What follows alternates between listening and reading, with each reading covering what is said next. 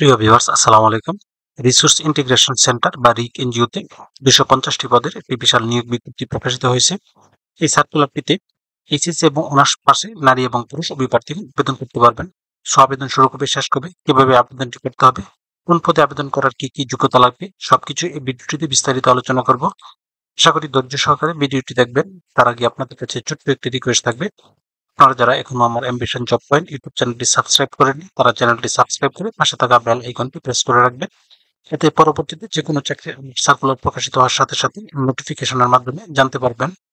Resource integration centre বা রিক একটি জাতীয় পর্যায়ের বেসরকারি উন্নয়ন সংস্থা। সংস্থাটি মাইক্রো ক্রেডিট রেগুলেটর অথরিটি কর্তৃক সনদপ্রাপ্ত।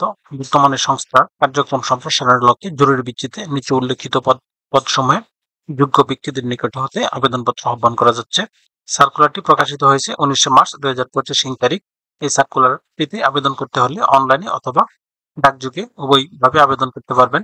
এই সার্কুলারটিতে সর্বমোট 2টি ক্যাটাগরিতে 250 জন লোক নিয়োগ করা হবে।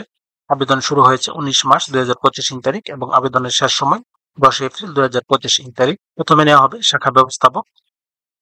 এই পদে সর্বমোট 50 জন লোক নিয়োগ করা হবে। শিক্ষাগত যোগ্যতা ন্যূনতম স্নাতক পাশ হলে এই পদে আবেদন করতে পারবেন। মূল বেতন 21,000 টাকা।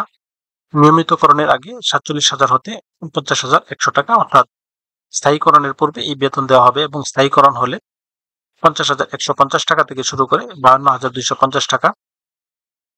শাখা ব্যবস্থাপক পদের অভিজ্ঞতা, ঋণ কার্যক্রমে শাখা পর্যায়ে শাখা ব্যবস্থাপক পদে কমপক্ষে 2 বছরের বাস্তব অভিজ্ঞতা থাকতে হবে এবং সেই সাথে এমএস অফিসে কাজের অভিজ্ঞতা থাকতে হবে।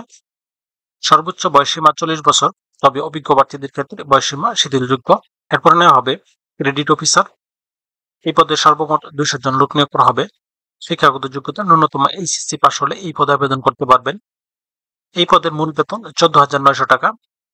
নিয়মিতকরণের আগে 34,800 হতে 36,290 টাকা প্রদান করা হবে এবং নিয়মিতকরণের পরে অর্থাৎ স্থায়ীকরণ হলে 37,035 টাকা থেকে শুরু করে 38,525 টাকা প্রদান করা হবে।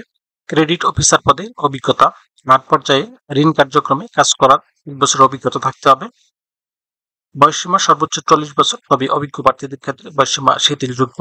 রিসোর্স ইন্টিগ্রেশন সেন্টার আবেদনের যোগ্যতা ও শর্তাবলী।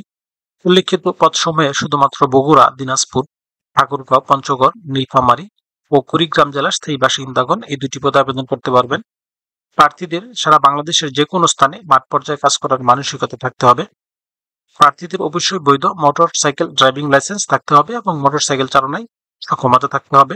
শিক্ষানবিশকাল শেষে কর্মমূল্যায়নের ভিত্তিতে চাকরি স্থায়ীকরণ করা হবে এবং সংস্থার প্রদত্ত সুযোগ সুবিধা কার্যকর হবে। রিসোর্স ইন্টিগ্রেশন সেন্টার নিয়োগের সুবিধাসমূহ, অর্থাৎ এই কোম্পানিতে আপনি নিয়োগপ্রাপ্ত হলে কি কি সুবিধা পাবেন। 2টি উৎসব ভাতা পাবেন, জীবনযাত্রার ব্যয় ভাতা, ঝুঁকি ভাতা, লাঞ্চ ভাতা, বৈশাখী ভাতা, কমিউনিকেশন ভাতা, মোবাইল এবং ইন্টারনেট খরচ, প্রভিডেন্ট ফান্ড, গ্র্যাচুইটি, কর্মী কল্যাণ তহবিল, নিজ ও পরিবারের চিকিৎসার খরচ, ট্যাব, মোটরসাইকেল, সফট লোন ও ফুয়েল বিল।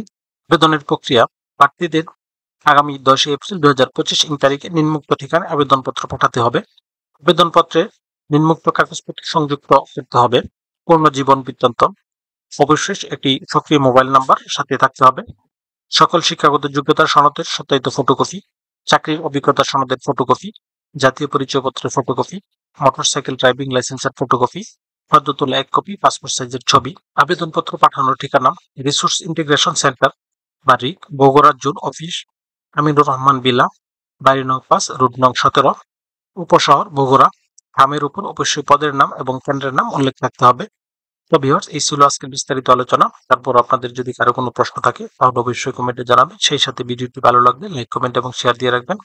পাশাপাশি চ্যানেলটি সাবস্ক্রাইব করে পাশে থাকা বেল আইকনটি প্রেস করে রাখবেন। এতে পরবর্তীতে যে কোনো চাকরির আপডেট সার্কুলার প্রকাশিত হওয়ার সাথে সাথেই নোটিফিকেশনের মাধ্যমে জানতে পারবেন।